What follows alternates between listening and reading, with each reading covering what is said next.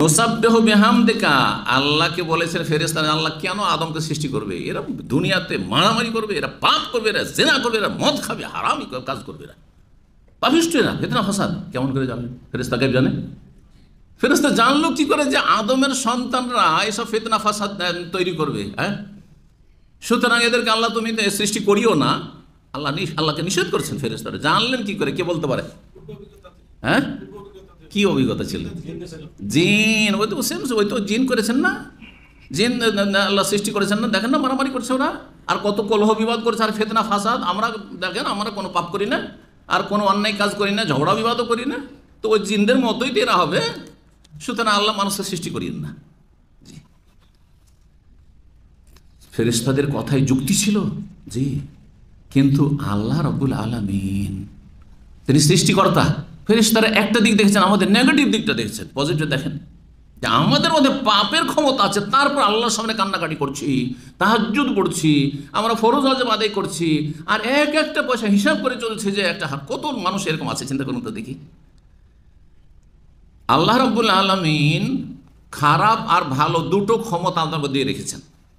ইমাম ওলিউল্লাহ মুহাদ্দিস দেহলভী রাহিমাহুল্লাহ বলেছেন হুজ্জতুল্লাহুল বালিগায় যে মানুষের মধ্যে দুটো শক্তি আছে, এটা কুওয়াতে বাহিমিয়া, মানে পাশবিক শক্তি, বুঝছেন, মানে পশুর শক্তি আর কি, পশুর মতো আচরণ। আর একটি হচ্ছে কুওয়াতে মালাকিয়াত, হ্যাঁ, ফেরেশতাগত শক্তি, ফেরেশতার মতো শক্তি। দুটোর কিন্তু লড়াই চলতে থাকে আমাদের ভিতরে, সংঘর্ষ চলতে থাকে, আর যেটা জিতে তখন সেই রকম আপনি হয়ে যান।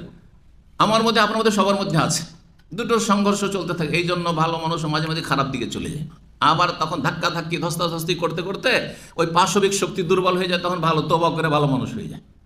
কিন্তু যদি দেখা যায় যে পাশবিক শক্তি বেশি শক্তিশালী হয়ে লড়াই করে জিতে গেল, তখন দেখা যায় যে একজন মুসল্লি, নামাজি, ধার্মিক, কত ভালো মানুষ, আলেমের ছেলে, আর ভালো পরিবারের, আর পরেশগার মানুষের মেয়ে, সে খারাপ হয়ে গেল, চরিত্রহীন হয়ে গেল। বুঝছেন, দুটো শক্তির সংঘর্ষ সবসময় লেগে আছে আমাদের ভিতরে। যেই ব্যক্তি ফেরেশতার শক্তিকে শক্তিশালী করতে পেরেছে সেই ব্যক্তি হচ্ছে সফল, সে জান্নাতি। আর যে পাশবিক শক্তিকে শক্তিশালী করেছে, ইন্ধন দিয়েছে, সেই ব্যক্তি ক্ষতিগ্রস্ত।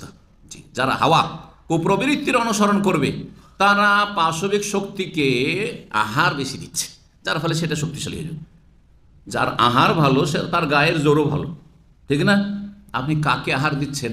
আপনার রুহের গেজা দিচ্ছেন না শুধু দেহের গেজা দিচ্ছেন? আহার দিচ্ছেন। রুহের গেজা হচ্ছে জিকরুল্লাহ, ইবাদত বন্দেগী। যত ইবাদত বন্দেগী বাড়াবেন আর গুনাহ কমাবেন, তত আপনার রূহ শক্তিশালী হবে, আপনার ফেরেশতাগত শক্তিশালী হবে। আর যত বেশি শুধু শরীরের চাহিদা পূরণ করছেন, ভোগবিলাস, আর আপনার যা ইচ্ছা তাই করছেন, যা ইচ্ছা তাই বলছেন আপনি, আর আপনার আদেশ নিষেধ আল্লাহর কোনো পরোয়া নেই, তখন আপনার পশুর মতো যে শক্তি ভিতরে লুকায়িত আছে সেটা অত্যন্ত শক্তিশালী হয়ে যাচ্ছে। যে আপনি দেহের সেবা করলেন কিন্তু আপনি রুহের আত্মার গেজা আহার দিলেন না। আল্লাহ যেন বুঝার তৌফিক দান করেন এবং আল্লাহ আমাদের হেফাজত করেন। চলেন তারপরে নুসাব্বিহু বিহামদিকা, তোমার প্রশংসা বিজড়িত তসবিহ করি, মানে নুআজ্জিমুক, আল্লাহ তোমার বড়ত্ব মহত্ব আমরা ঘোষণা করছি। যথেষ্ট কি নয় আমাদের ইবাদত? যে আমার আদম সন্তানের নামাজ রোজা ইবাদত নিতে হবে, কি দরকার ওদের? হ্যাঁ, ফেরেশতারা বললেন, ইমাম আবুল আলী বলছেন ফাতালাক্কা আদম মির রাব্বিহি কালিমাত, আয়াত নম্বর 37-এ রয়েছে সূরা বাকারার, যে আদম আলাইহিস সালাম আল্লাহর কাছ থেকে কয়েকটা বাক্য হাসিল করলেন, কিভাবে তওবা করতে হবে, কিভাবে আল্লাহর কাছে দোয়া করে ক্ষমা চাইতে হবে। সে বাক্যটি কি ছিল? হ্যাঁ, রব্বানা যালামনা আনফুসানা ওয়া ইল্লাম তাগফির লানা ওয়া তারহামনা লানাকুনান্না মিনাল খাসিরিন, সূরা আরাফে রয়েছে। এই দোয়া কোথায় রয়েছে? কার দোয়া এটি?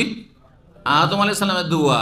আর বেদাতীরা বলে যে হ্যাঁ, আদম আলাইহিস সালাম এই গুনাহ করে নেওয়ার পরে আল্লাহর আরশের দিকে দেখলেন, আর দেখলেন যে লা ইলাহা ইল্লাল্লাহ মুহাম্মাদুর রাসূলুল্লাহ।